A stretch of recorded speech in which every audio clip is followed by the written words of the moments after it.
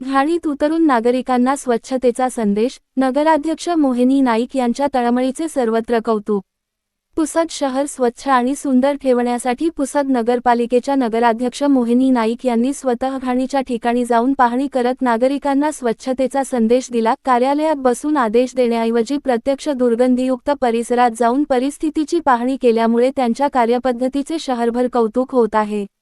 छत्रपती शिवाजी महाराज चौक परिसरात उघड्यावर टाकण्यात येणाऱ्या कचऱ्यामुळे निर्माण झालेली अस्वच्छता आणि नागरिकांना होत असलेला त्रास जाणून घेण्यासाठी नगराध्यक्षांनी प्रत्यक्ष भेट दिली। यावेळी त्यांनी दुकानदार आणि नागरिकांशी संवाद साधत शहराला आपले घर समजून स्वच्छता राखण्याचे भावनिक आवाहन केले।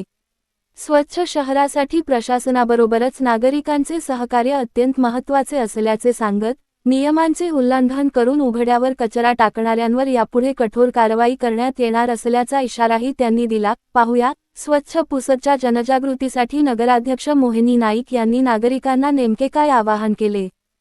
आम्ही इथे छत्रपती शिवाजी चौकवर आलेले आहे। इथे हिंदू स्मशानभूमीवर मागील किती दिवसापासून आम्हाला एक कंप्लेंट येत होती आणि आज आम्ही जेव्हा इथे आले या जागावर तो तिथे आम्हाला कळालं की भरपूर कचरा आहे आणि जे कचरा आहे ते नगरपालिका नगराध्यक्ष आणि आमचे जे ह्या छत्रपती शिवाजी महाराज या पुतळा समितीचे लोक आणि हे लोक आमच्यासोबत आले। त्यांनी आम्हाला सांगितलं आणि आमचे उपाध्यक्ष जगतापदादा पण इथे आलेले, अर्चनाताईचे हजबंड आणि राजभाऊ सोळंकी यांचे टीमने आम्ही आमच्या स्वतःने म्हणजे नगरपालिकाचं कर्तव्य आहे की सगळं साफसफाई करायला पाहिजे, पण जनताला इतकीच आवाहन करायची इच्छा आहे आम्हाला।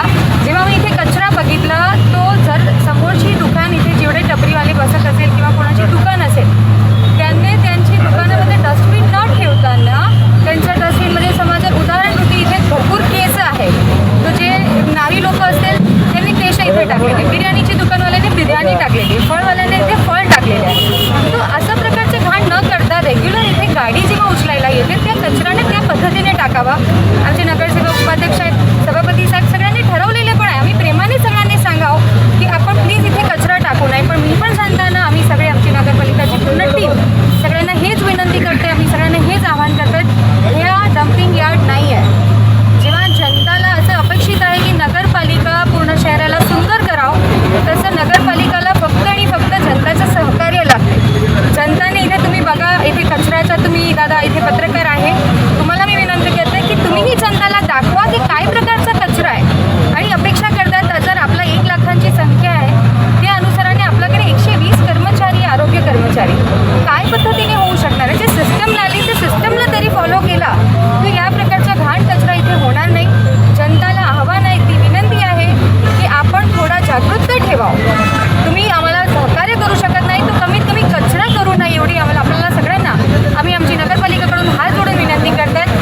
इकडच्या कचऱ्याची परिस्थिती तुम्ही नक्की दाखवा आपल्या व्हिडिओमध्ये की काय प्रकारचा कचरा, बिर्याणी, पोळी, चहा, कटलीवाल्यांचा चहा आणि सगळ्यापेक्षा खूप दुःखद गोष्टी ते आहे की इथे मेडिकल स्टोअर्स आहे, ते मेडिकल स्टोअरचा पण तुम्ही व्हिडिओ घ्या।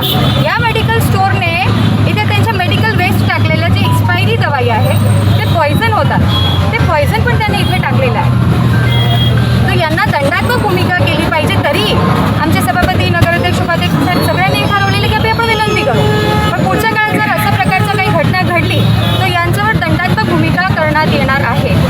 आपल्या सगळ्यांचं सहकार्य, पत्रकार लोकांचं सहकार्य आणि जनताचं सहकार्य आम्हाला नक्की अपेक्षित आहे।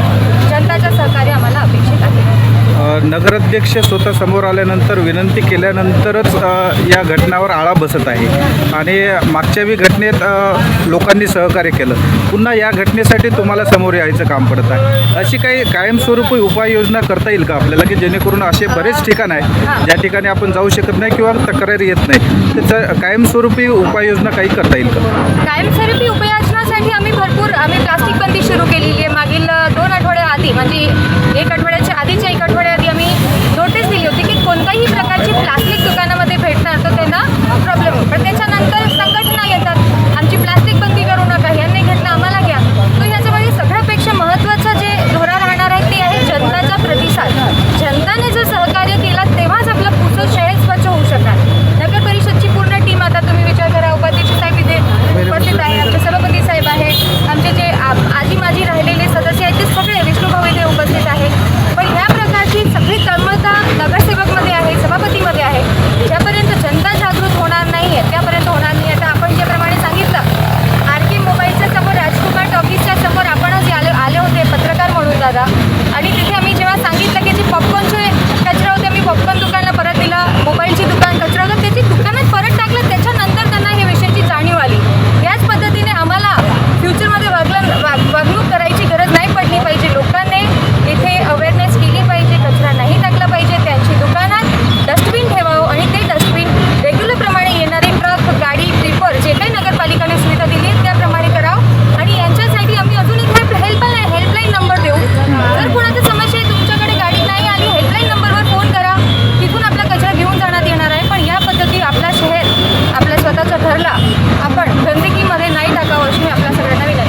ज्याप्रमाणे कायदा व सुव्यवस्था राखण्यासाठी शहरामध्ये शेकडो CCTV आहेत, त्याचा उपयोग आपल्याला या स्वच्छता कामात जे दिरंगाई करतात किंवा अशा प्रकारे कचरा करतात अशांना पकडून काही कारवाई करण्याची मोहीम राबवता येईल का?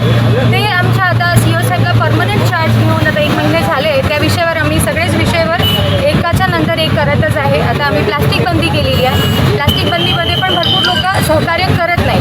ज्यापर्यंत जनताचं सहकार्य होणार नाही त्यापर्यंत होणार नाही. आणि आमचा दुसरा टप्पा हेच होणार आहे की जिथे जिथे ज्या व्यक्तीचे आम्ही 31 स्पॉट डिफाईन केलेला आहे पुसद शहरात, ज्या 31 स्पॉटवर नागरिक कचरा फेकून जात आहे आणि दुर्दैव ते आहे, मी आपल्याला पत्रकार लोकांना मी हे माहिती पण पुरवते, ज्या दिवशी आरोग्य विभागाचे कर्मचारीने रात्री कचरा 12 वाजता उचलला असेल तिथे सकाळी 8 वाजता कचरा येत कसा आहे, ते जाणून बुजून करणारी जे जनता आहे त्यांना जागृत व्हायची खूप गरज आहे. त्याच्यामध्ये ज्यापर्यंत जनताचा सहकार्य नाही त्यापर्यंत ह्या काम होऊ शकणार नाही.